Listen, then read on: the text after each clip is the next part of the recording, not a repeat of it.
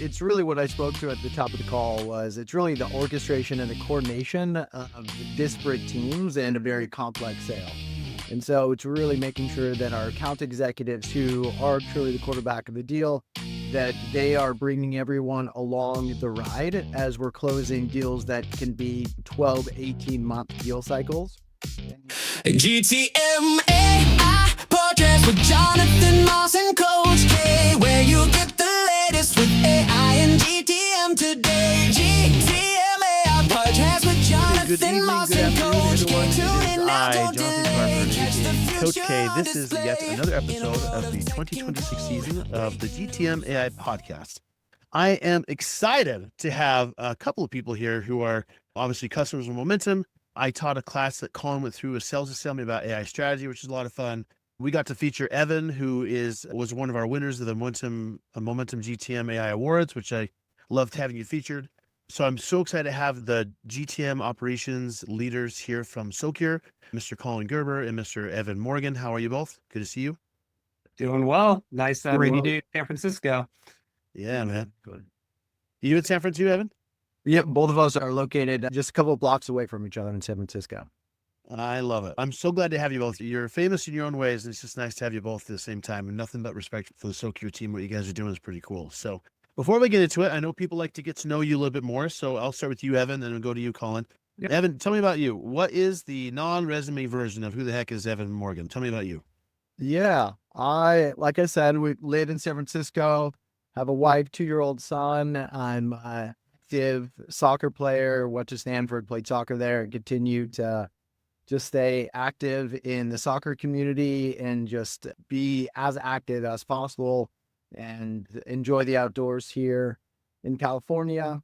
I oversee the go-to-market operations and strategy team within Socure. Love data, just trying to absorb as much in the AI-related space as possible and try to just stay up to speed with everything that is moving at incredibly fast pace.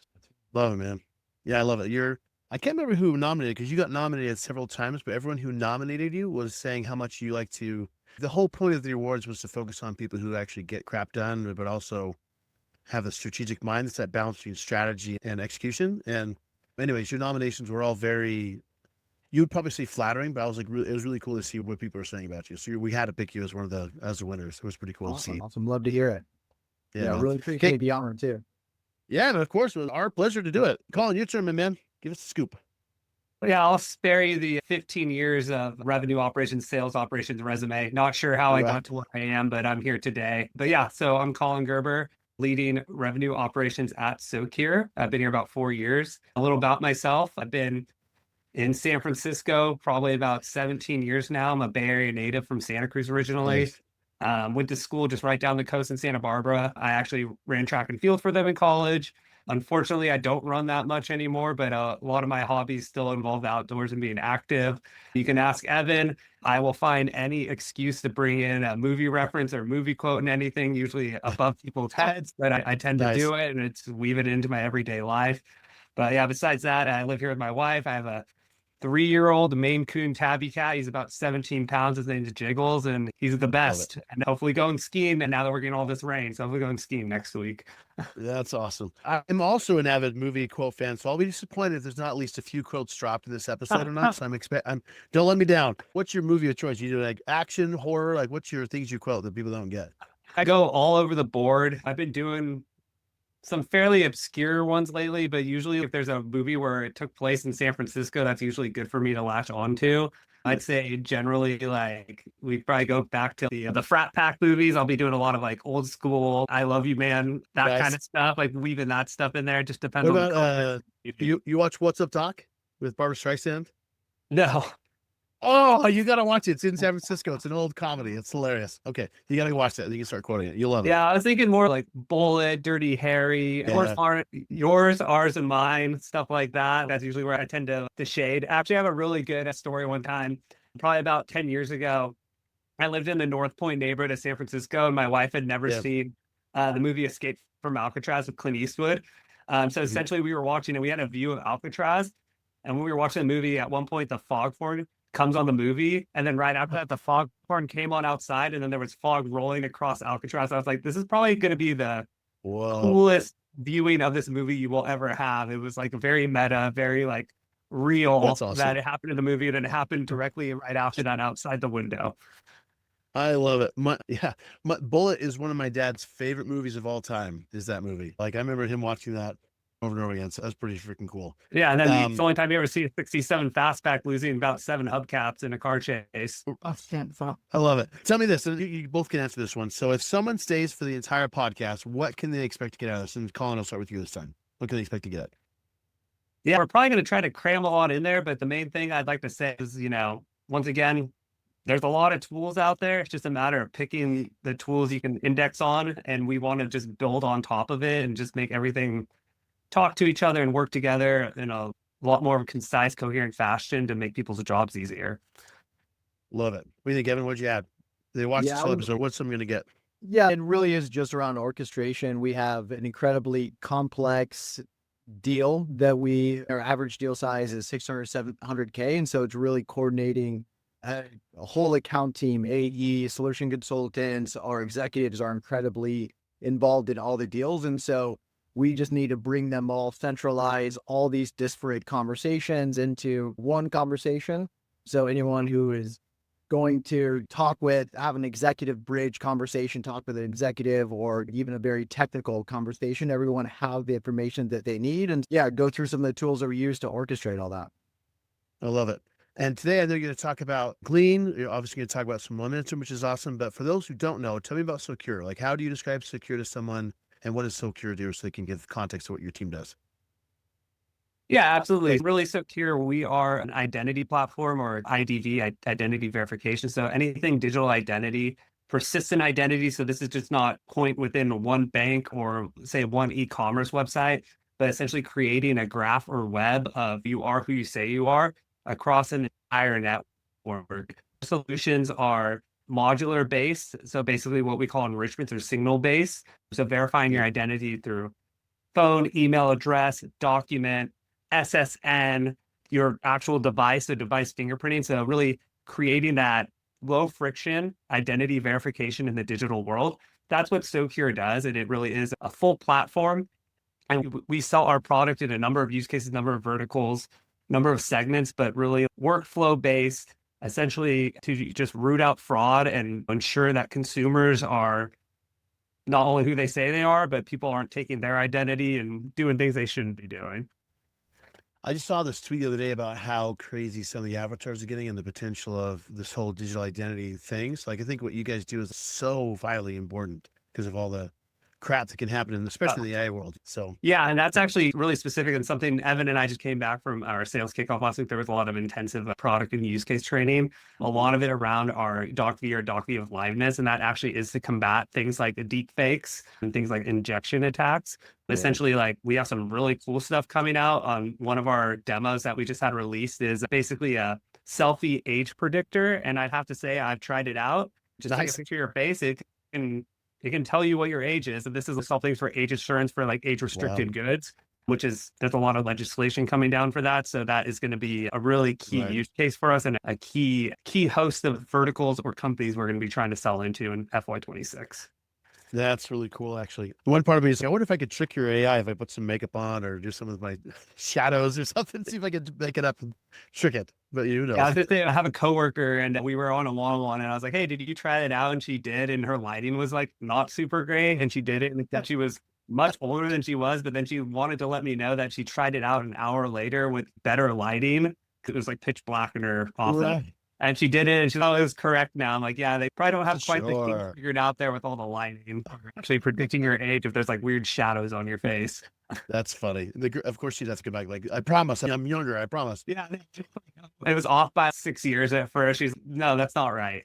That's not right. I need my 6 years back. Yeah. I'm excited. So where do you want to start today? Which one you want to go into, Colin? And Evan, who wants to go first?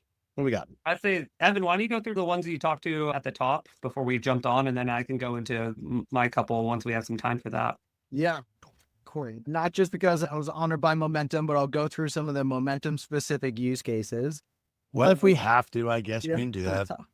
And so best if I share my screen and do a demo and can walk through it, or Yeah. Give us some context too. What are we trying to solve for, and what's the impact you're having? And again, I'm asking for two reasons, but mostly because I think it's good context for people to know, like, why are you doing this particular workflow? What are you trying to solve for? Yeah, exactly. So it's really what I spoke to at the top of the call was it's really the orchestration and the coordination of disparate teams in a very complex sale.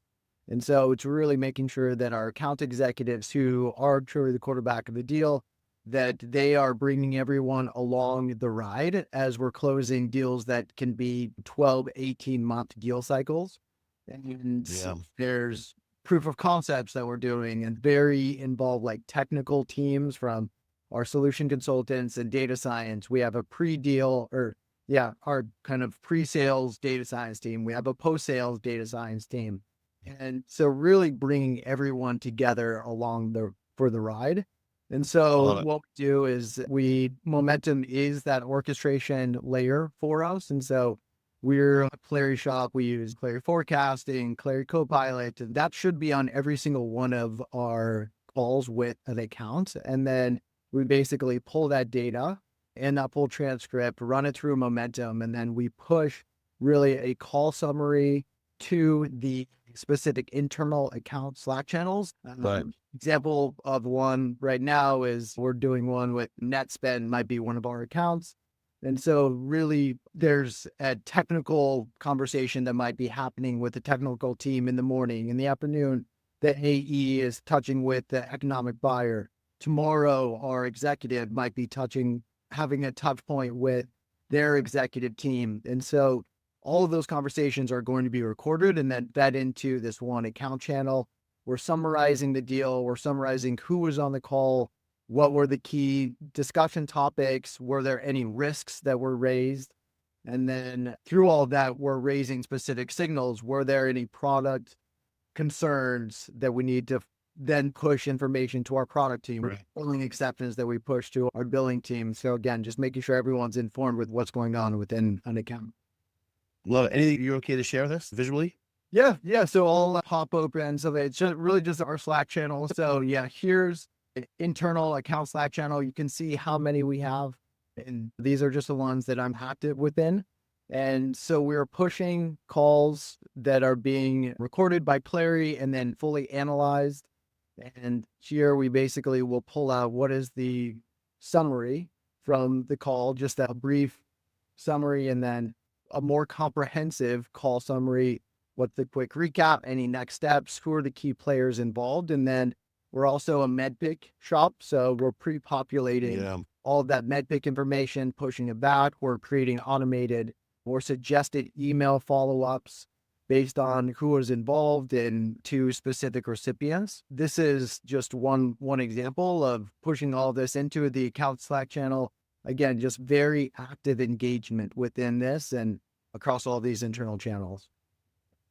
I love it. Yeah, Do you feel I like was gonna say, sorry, Coach K, I was Yeah, gonna say, you could see in the go ahead. channel, like we have our CEOs in there, we have basically the entire account team. Evan was giving the lay of the land. We have a lot of people working on a lot of these complex deals. So just keeping everything in one place and keeping everyone on the same page, this has been like a game changer for us.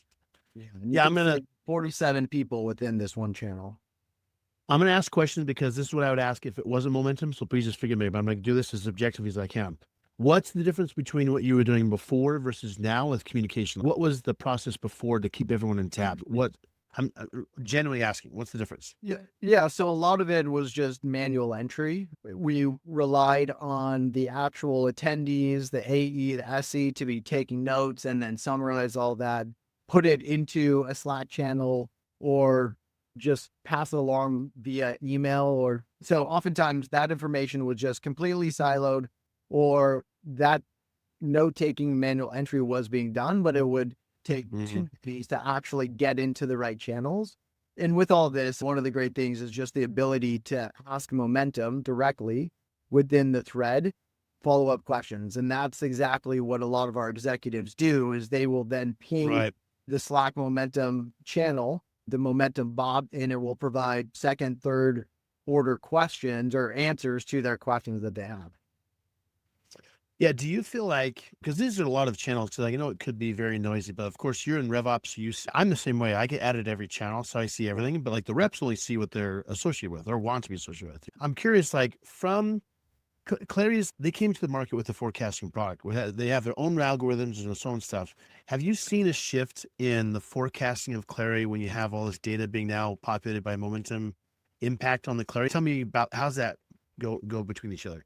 Yeah, so we have a basic clear forecasting score on all of our deals, and that had provided like decent signal overall, whether we were multi-threaded, if we were solved within a deal, and Yeah. that score was directionally accurate. But this is just providing more and more signal, and definitely increases the overall fidelity and just confidence that we have in that score.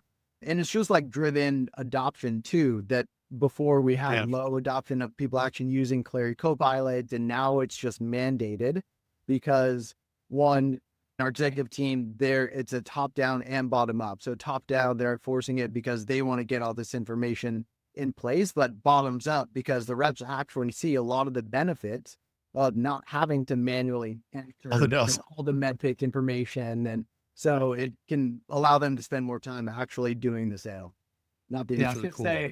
I was gonna say, yeah, it really is two-pronged. It's a matter of meeting people where they are. People want to Yeah. be in Slack, so we are allowing them to interact in there, but also to Evan's point, the overall efficacy and fidelity of the information that's going into our forecasting or even our Clary forecast score by the deal. We have more, we're pushing more contextual information into our systems, into our system of record and our CRM. That allows us to actually pull those touch points, to pull all the pieces that would be missing if it was manually entered or someone was having to capture it themselves. We now have that in there, and that is just raising the overall accuracy of our kind of deal by deal forecasting within our Clary platform. Nice. I'm sure you get this later, but I'm also assuming that data also helps with Glean and the rest of the agents they're using because you have this more data you can actually work off of, right? Yeah. Yeah, an interesting point on Glean, because Glean itself is like an enterprise search. So like when we first got it, we just tried to hook it up directly into Salesforce and like just doing queries from like the Glean agent into Salesforce. Wasn't super accurate, wasn't super great, especially because we use a lot of custom fields, a lot of custom nomenclature, a lot of custom objects. Yeah. Really, by using an orchestration layer and curating the content for Glean to actually grab has made it far more effective and far more accurate. Where it's like me telling someone like, they ask a question like, oh, just go look in Salesforce for it. I can't tell someone go look in Glean for it because it would not pull back the right answer if it's just going into the data we have in there. Yeah, I think this is a point that people misunderstand because Glean's a very powerful platform, but it needs the data. Any AI needs the data to do whatever, So, but once you actually have it, it makes a huge difference on it. So, Evan, I'm curious, have you seen, and again, I promised masters because I would ask this to anybody. Have you seen a shift in either sales cycle in what has happened from the business point of view, from obviously the data, everyone's communicating together? Like what's been the shift? What have you seen different there? Yeah, as far as outcomes, yeah, I would say we are seeing just like decreased sales cycle times in general, just because we can now get everyone aligned. We can go through our POCs, our testing stages generally much quicker because our SEs, they're not taking days to get context and extract that from an A set of a call. They can pull that directly. And so it just allows for much more self-service of the individuals within the account team to execute on what they need to. And they have the Slack space, they have the account pages, they have the opportunity briefs that are all being populated by momentum. They can go to those and really pull the information that they need, and they don't have to set up calls. So that's definitely on just sales cycle time. I would assume we haven't actually looked into this implication, but I would assume that our deal sizes are larger too, just because we're getting signal of, hey, this cohort or this contingency within an account, they were talking about a specific product. And before that was silent and siloed, and now it's all being brought together. And so now we know all the different use cases that are potential within an account. And so we're going broader, wider within an account with more stakeholders and with more deals and a larger deal size, I would assume, but that's something for us to dig into. Yeah, and I obviously I won't hold you to that for obvious reasons, but yeah, I'm always curious on the whole theme of the podcast is to figure out what is happening and actually make impact using AI and go to market. So Yeah. I think we're so used to a few things. We're so used to having a bajillion meetings to get information that we need to move things forward. We're used to having a CRM that has nothing except for the industry of the company. We're so used to these ways that all of a sudden when you have this new layer come on and you don't have to have meetings, you have all the data, like what's this world I've never been in before? It's like this whole new experience. Do you feel, and I'm curious, if you guys started to, what I've seen with customer momentum is that they start with the 40 fields, whatever that were required before, then they slowly start adding in more because you don't require a human to do it anymore. You can do whatever you want. Have you started to add in more fields for momentum to populate that you wouldn't have done before?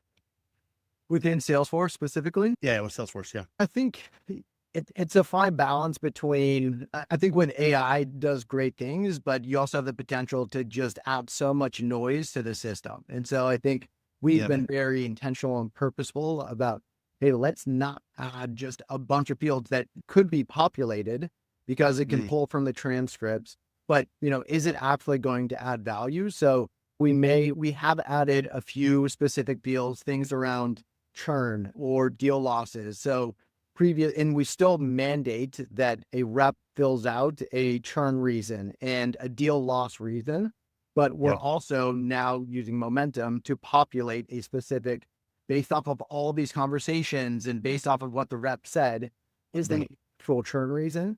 But, I think we have been pretty cautious about adding too many fields we want to avoid adding too much noise. But this might be a good transition to the next use case, but outside of momentum, what you're bringing up is a really good point. How do you guys have a framework or a mode of thinking you do to think about when you identify a data point, you're saying, hey, we need this data to populate, whether it's third party, first party, whatever. Like, how do you go through the process of identifying you either need to add on another AI capability to get you data that you would have had before, like what Momentum did? Like, how do you go through that process? Yeah, I was gonna say like it really depends on number one, if we're actually collecting it today. Number two, how we're collecting it Right. today. If we're Right. collecting it today and it's manual or lives somewhere else, it's like, how can we access it? And then how can we actually validate it? A lot of stuff we did, even with Evan was mentioning like med pick, loss, churn reasons, what we call our overall like deal strategy, which is basically an amalgamation of a lot of signals in a singular place on the opportunity we added. It's really human in the loop and then ensuring that the data that we're adding is like sense check before we go full production, we start relying on it. So it's really a crawl, walk, run with a lot of this stuff. And I would have to say probably like 80% of the time we have it somewhere. It's just a matter of how we're capturing it. And if there's a better way in some way, we can actually use the tools at our disposal. Because like I say, I want to avoid like Totally. building or creating unnecessarily, but Right. leveraging what we have today. Yeah, you were saying like you went through a process of reducing tech, right? So you Yeah. come down to the really nitty gritty stuff, which is really cool. How did you decide what you kept or left in that process? Yeah. This was really kind of a 2-year odyssey. It was really sitting down with Evan and then our head of commercial systems, Bridget, who's also great. She also won a Momentum Award, I believe. But essentially going through and looking at overlapping functionality for us. And we had, before we kind of indexed on the Clary suite itself, we had a different email logging provider. We had a different call recording provider. We didn't have forecast yet. So it's a matter of figuring out which vendor offered the most functionality for us to consolidate into one and then end of lifing a couple other functionalities. And as with a lot of these platforms, they're starting to shut down their APIs. They don't play well with other things. So it's just the natural move towards consolidation. Savagery. Yeah. And then as other people join, there's a myriad of different tools and things that want to be brought in. But we have I'd say a fairly robust enterprise architecture council, which kind of heads stuff off if needed and be like, hey, we already have this that does this today. Like, why would we want to buy this? And then we also just kicked off our internal AI architectural council. And the thing I wanted to show on like the Glean pre-meeting brief, like I said, that was an intersection of probably 3 or 4 separate asks from different parts of the company that I worked with our internal AI team to triangulate and be like, these are actually the same thing. Like we don't need to be building 4 different agents that all essentially do 90% of the same thing. So it's like just trying to avoid the deduplication, break down silos, keep people informed and communicating with each other. That's awesome. So Evan, before we move on to Colin's going to see this Glean stuff, you said something else you want to show, or is there anything else you want to show? I'll make sure I don't move on until you're good. I mean, I could show like our our product. I'll show one other example. So with Sure. Yeah, that was pretty cool. We have a lot of good adoption on that. Yeah. So again, I think the primary stakeholders that we're trying to solve problems for were our commercial teams, but I think we're getting a lot of pull from other teams because they've seen they're very active within those account channels. And so they're like, hey, can you do this for us? And so our marketing team, our product teams, our billing teams, they're all clamoring to get additional momentum use cases in place. This is one where we have basically new product feedback. So we're listening for keywords related to actionable feedback related to our products, and pretty simple here, but it's basically we have all of our product leaders that are within this team product owners, and they're monitoring this on a daily basis just to see what's going on. And again, it gives them that proactive signal where today they might hear about a product issue from a customer, whereas previously it might take 3 weeks to actually get that information to cascade to them. It might come up because there's a churn risk with an account, and now we can be very proactive and head off any product related issues or even requests, and they will add this to their roadmap if they see multiple product requests come through here. Yeah, it's so cool. There's the new thing I think you guys will have access to very soon. It's called Exec Briefs 2, where it does an aggregate analysis of signals. You guys like that will be, it's really, you guys are going to like it because like it takes all the signals and says over the last week of all these signals, here's the patterns is really cool. Yeah, exactly. We just got a demo of that this week with our customer success team. And there's a ton of potential. Again, I think we're just scratching the surface here with a lot of the initial use cases, but a ton of potential. Love it, man. Thanks for doing that. Okay, Colin, let's shift gears. Let's talk about Glean. Tell me about, you said the prep one you want to talk about. So give me some context. Yeah. Essentially, we had a number of requests to be it around our newly launched Socure community, which is basically like a EAC or advisory committee for our customers. Or I guess it'd be like a CAB, customer advisory board. I get a lot of acronyms. Right. Yeah. All So acronyms, basically, that we had a request for QBR preps. We had a request for just a general. We're having a roundtable, and we know these accounts and these people are going to be here. What's going on? What do, if they're on the account team, what does like the C-suite or what does this product person need to know about the specific account? So essentially leveraging all the sources kind of Evan was talking about. We have some additional sources we're now capturing. The team internally created a custom Granola note taker ingestion agent using Zapier. So we now have that context going into the CRM and attaching to accounts and opportunities. Nice. Once again, all the great orchestrated content from Momentum, by all the Clary information. Loaded. Yeah. It's like everything that's in Salesforce, but because that's our system record, but essentially collating all of that into something actionable and usable as like a brief or like a pre-meeting brief. So I'll give you a demo of one. Let's So do I'll it. pull up my screen now. I love it. And as you're pulling it up, I'm curious, like, how do you help the agent filter through the noise? Because that's a lot of data. How do you make sure it's concise enough to make sure it's good for whoever's getting it? Yeah. That's really for how we built the agent and like kind of contextual steps that it actually goes through, and then knowing what sources to point at. Cool. That's all kind of built in the back end in the agent setup. But like, for instance, I already have one teed up, but I'll say it's as easy as like, we're going to look at USAA, which is one of our customers. We can send this to either our internal USA Slack channel, or if we had a shared Slack channel and like we were teeing up for a QBR or something, Right. there could be a little bit different of a flavor to go to our actual shared Slack channel with the USA team. We can do look backs of all time, last 12 months, last 6 months. For simplicity's sake, I did last 6 months so the agent would run a little quicker. But, like magic, we have it here. So I'm going to scroll up to the top.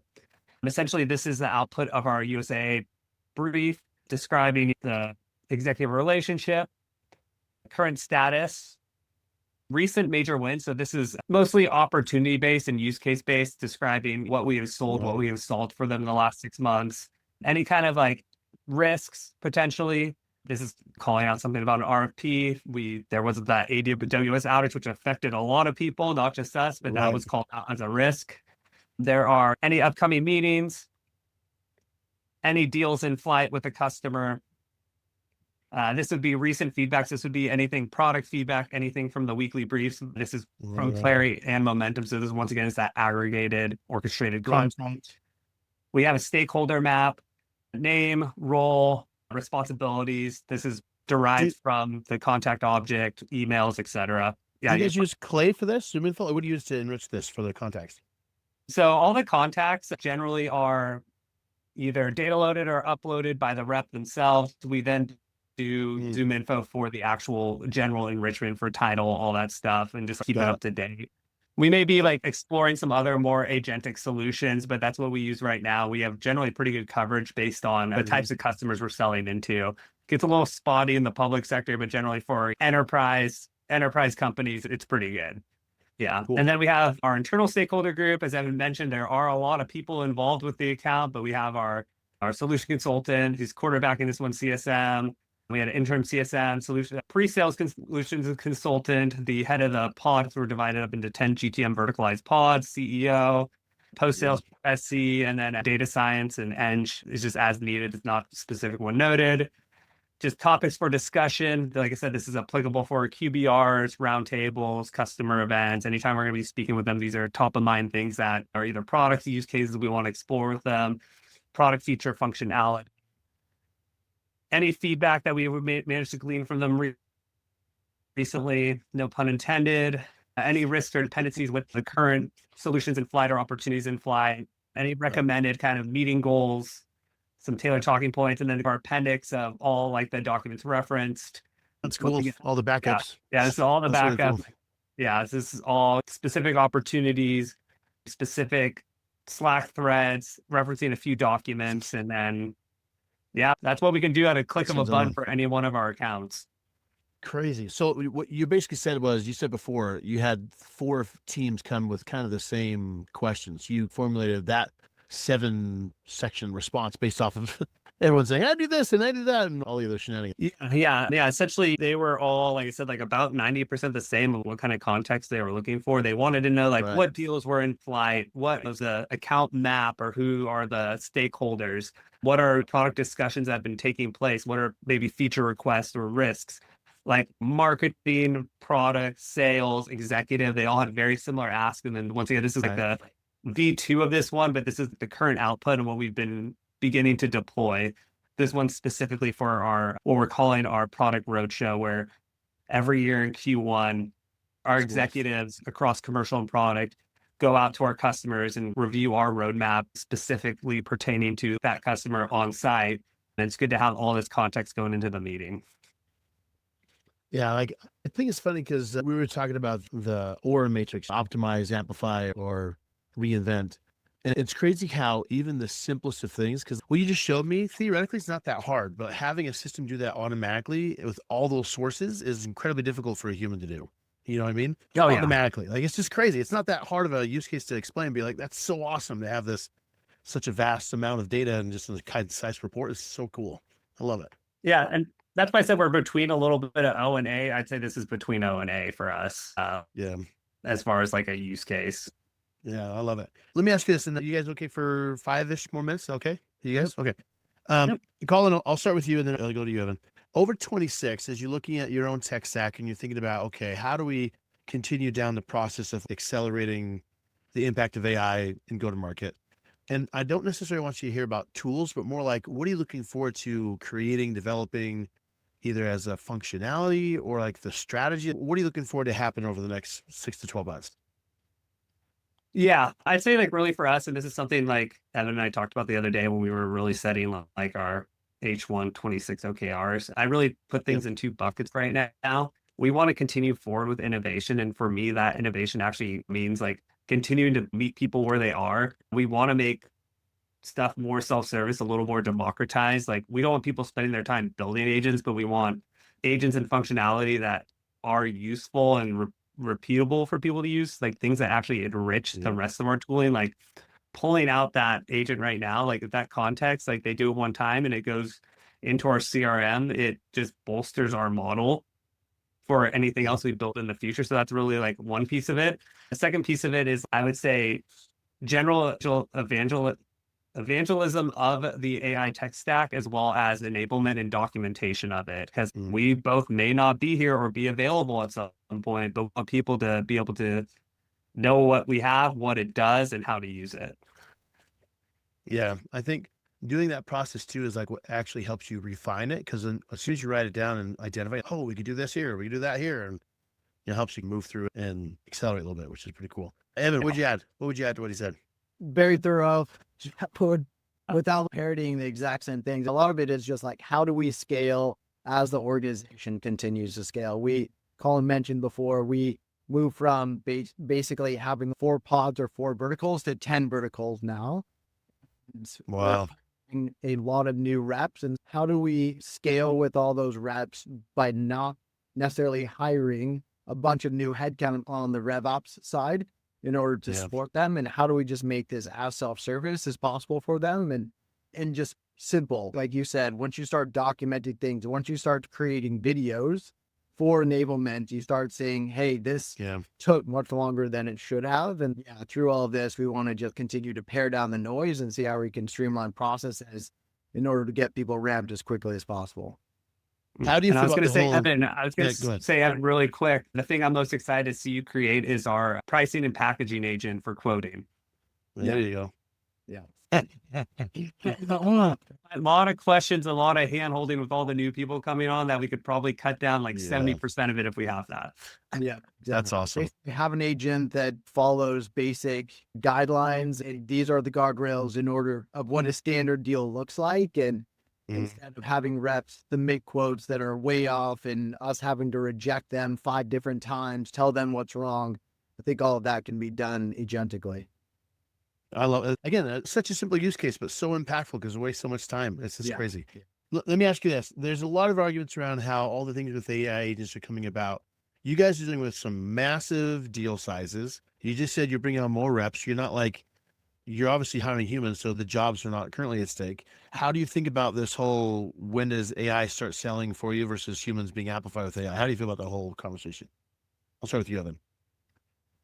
Yeah, to be honest, I think AI is coming for every single job out there. There's not a single job that I'm aware of that at some point AI won't come for, but I think in the short term, you just need to figure out how to leverage it in order to make you a superhero within your role. And I think it's AI fluency. It's just being aware of what's available to you and how can you leverage it.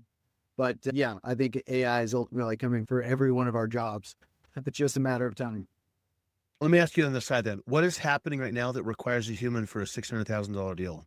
Why can't you do that with AI? I think it's the relationships. I think that's the biggest thing. Yeah. Like we showcased, it's contextualizing everything, bringing everything in one spot. So when you hop on a call, when you're face-to-face with a customer, you have all the information that you need. And I guess that's the biggest thing that AI can't replace are the actual relationships with individuals. So, yeah. Yeah, it'll be an interesting world when we have buyers who are okay buying $600,000 of software or whatever tech from an AI, but that's not here yet. Yeah. So, wouldn't surprise us yet. But okay, Colin, what do you think? What would you add to that conversation? What do you think? Yeah, when I really think about AI selling, I think about down market. We're not selling widgets here, but our self-service motion, they're going to be pre-packaged solutions that resonate with a certain segment of the market. And that an agent should be able to help you through the buying process. But if we're selling enterprise deals with bespoke solutions, bespoke workflows, like very complicated, it's going to be some time before that goes up market. But I think really where we see the AI selling is going to be down market in our self-service motion and PLG motion.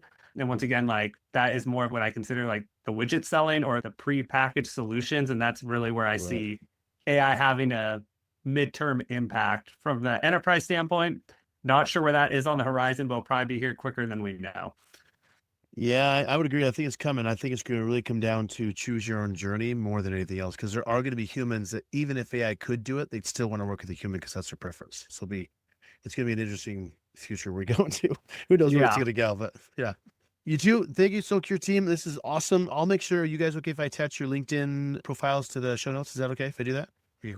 Oh yeah, definitely. Yeah, I'll do that. And then obviously I'll have the Socure website, which is just socure.com, SOCURE.com, right? Yep, that's correct. Awesome. And then I'll make sure I have you guys out here, but I just want to tell you thank you so much for coming. This was awesome. Love it. Yeah, appreciate the time, Coach K. Of course, you guys. Thank you, Evan. Thank you. Thanks for listening to the GTM AI podcast. Please follow, subscribe, like, comment, and come back for more.